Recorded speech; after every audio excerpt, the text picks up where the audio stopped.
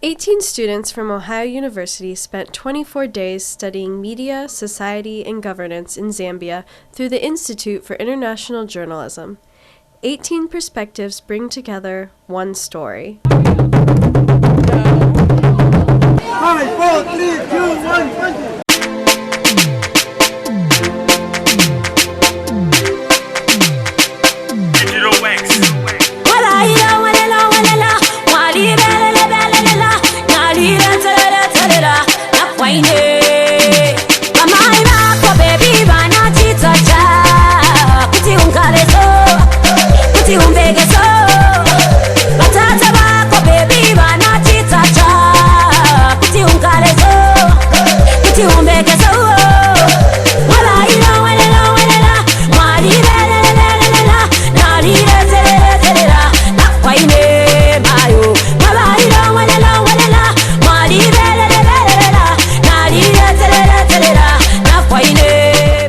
If I had 3 words to describe the Zambia study abroad trip, I would say life-changing, fun, and happiness. Exhilarating, eye-opening, and short.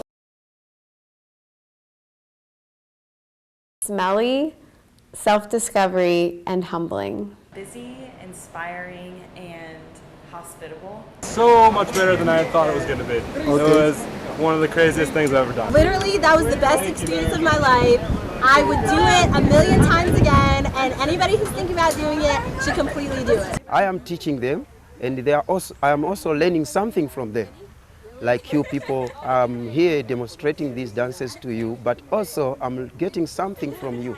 So within this exchange, I'm learning something. When I'm going back to my community, they'll see me different. I think getting to know our teachers, like he said earlier, that he learned from us and we learned from him, not only just learning dance moves, but also getting a taste of the culture of different provinces in Zambia. There's different songs. We only learned one, but it's still interesting to know that different people from all over the country can come together through just a song, or a dance that they all know from their province. Students also got the opportunity to volunteer with media organizations and NGOs. Brenda Evans interned with one of Zambia's government-owned newspapers, the Daily Mail. Usually in the day, we come in, read the previous day's paper, just to get a feel for what's been going on, what stories have already been covered. And then we have our news meeting going through each person and what they will be doing for the upcoming day. Then we usually break off for assignments, and that varies from 1 to 3 assignments per person, maybe more. It's definitely difficult not having access to the internet all the time. I've never been in a newsroom where you can't just automatically look something up. And also, the small proximity gets a little chaotic when there's a lot of stuff going on. I think that people have the same values. I think that they're trying to achieve the same goals, and even though it's a government-run newspaper, they do attempt to make it as unbiased as possible.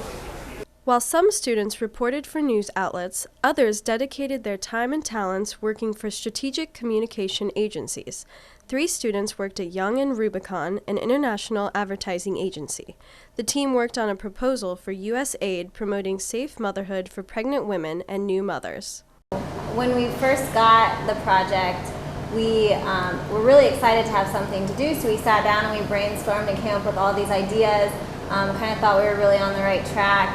And then upon talking to somebody in the office who's obviously from the area, found out about all of those cultural differences that we didn't know about. No matter what industry we go into, but especially in strategic communications, you're going to be dealing with clients and demographics and audiences that you're not familiar with. But we learn to use the information that we're given to paint a better picture of the person that we are trying to reach. Instead of working for traditional media outlets, Bethany Scott and Chelsea Mulder spent time with the orphans at SOS Children's Village.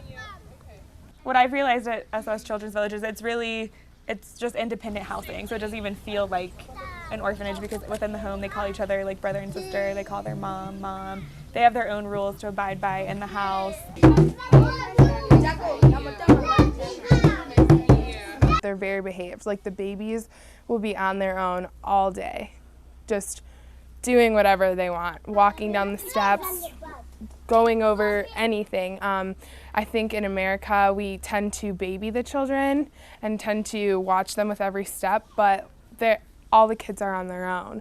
Clean my teeth, I wash my hair, I brush my shoes, and drink a cup of coffee.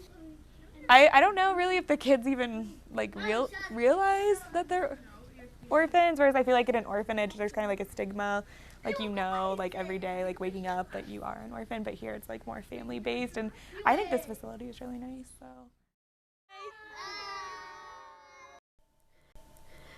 Chigumbuso is a widows and orphans project that provides free schooling for children and a means for women to be financially independent. This place to me, it means love, refugee, and healing. I never, ever, ever would have thought that I would do something like this.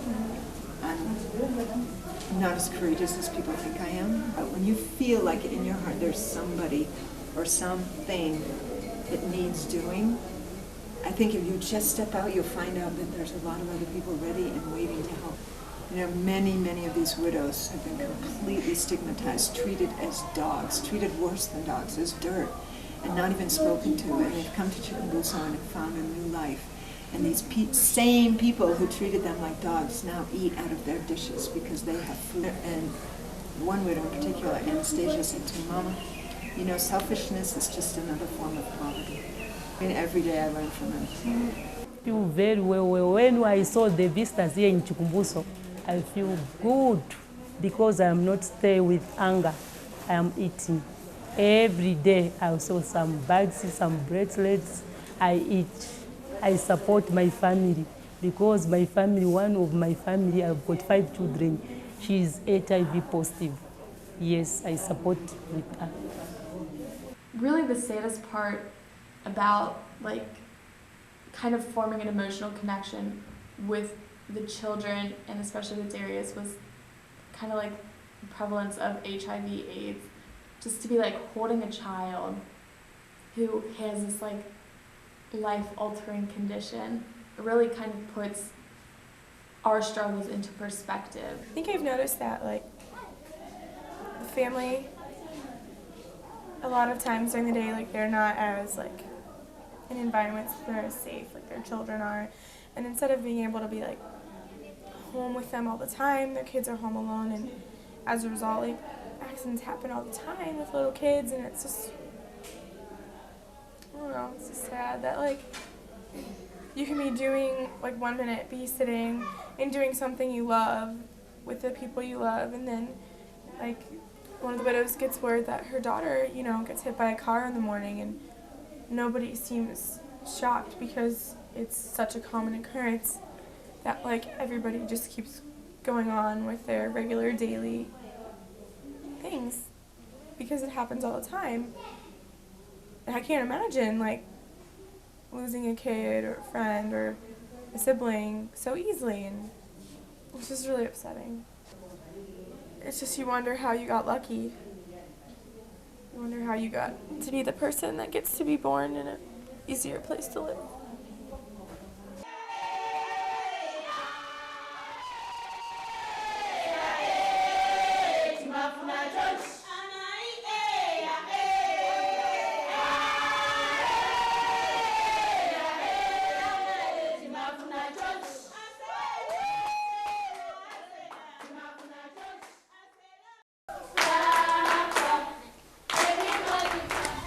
I go to school, I find my friends, I meet my friends, and the teacher.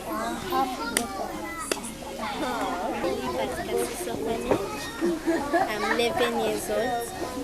I'm in grade 4. My favorite subject is English. I like to play netball. My name is Mishek. The help that I need is books to read, like for grade 4s, 5s, and 7. That's all. They even need half Polish. Yeah, there's a couple of them. LLDZ. Universal Blues. Yeah. Uj. L.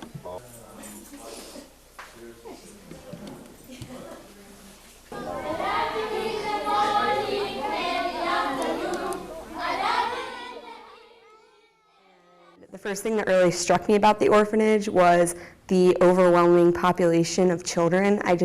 It's hard to, when you see that many kids, think that what happened to their parents, what happened to them. When you would go to the villages or even just talk to people in Zambia, you don't give up your kid. It's not like the US where you give up your kid because you can't raise them, or you give your kid up for adoption just because you think that they could get a better family through it. It's usually because someone's died.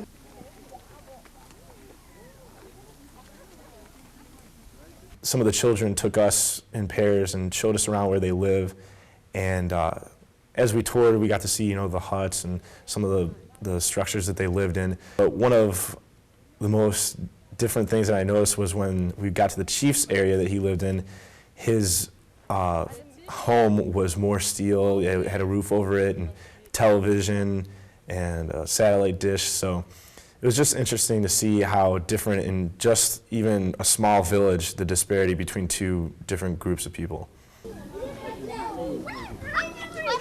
Jesus is coming, King Jesus Messiah. I know you all by singing together, praising your holy name. We never know happy we are, happy we are, happy we should be. Forevermore, all by singing together, praising your holy name. We never know. The participants gained first-hand knowledge of 3 main issues in Zambian culture, which involved national politics, freedom of the press, and religious differences. Selfish union! Bad selfish politicians! If I want to stand to contest an election and he knows that I've been doing and saying all these good things about the party and the president and the party leadership, I'll get a nomination to contest a constituency. I don't think that an ordinary person with nothing can do that in the States. Politicians have a tendency of generalizing their own feelings and perceptions, and those of the people that support them or who hang around them. There are 2 main newspapers here, the Times and the Mail, where they are now. They ought to be competitors. They ought to be fighting each other for circulation, for stories. They ought to be comparing the output of each of them and saying, how can we improve, how can we get more readers? But they don't. Because they're state newspapers, they don't focus on their readers. And that's what I'm trying to get them to do. They're not working for the government, they're working for their readers. And the more they start thinking about their readers and who they're writing for, I think the more they'll improve. You'll notice the private papers, the Post, much more vibrant, much more a Western-style newspaper, lots of news stories, lots of entertainment stories, lots of sport. That's the way these papers have got to go if they're to survive. At the moment, they don't have to fight for their income because it comes from the government. If they had to fight, perhaps they'd sharpen their journalism. In fact, they'll have to sharpen their journalism. Otherwise, I think they'll go out of business.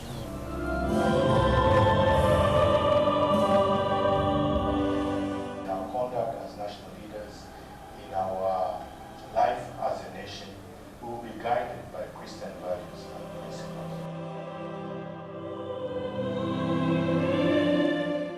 And therefore, I ask myself, if 87% of the people living in this country are Christians, surely the rest, the 13%, are not Christians.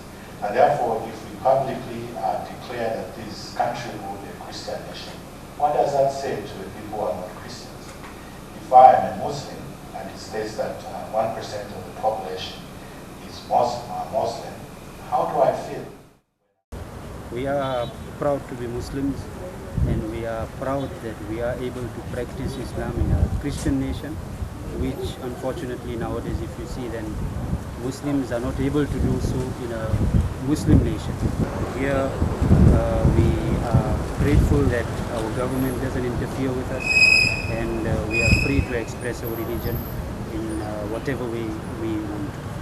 And so far we haven't experienced any oppression from the government with regards to worshipping or with regards to Islam. No restrictions. We're able to worship 5 times a day. And certain occasions we have which apparently would disturb other people, but then too we take permission from the government and we get permission very easily. I strongly believe that because, you know, in sports you come together and you relate in so many ways. And of course there's a lot of activities that happen right on the pitch. And as people come together, they'll just find a way of interacting. There's so many misconceptions about Africa, and it was nice to go over there and see, like, it's not what everyone here thinks. It's not all huts, it's not all war. There's very happy people, and these people don't necessarily have a lot, but they're making it, and they're doing fine, and it was good to see that too. Zambia is a lot more developed than I thought it would be, especially in Lusaka. Like, I didn't think there'd be like the nightclubs and the malls and everything.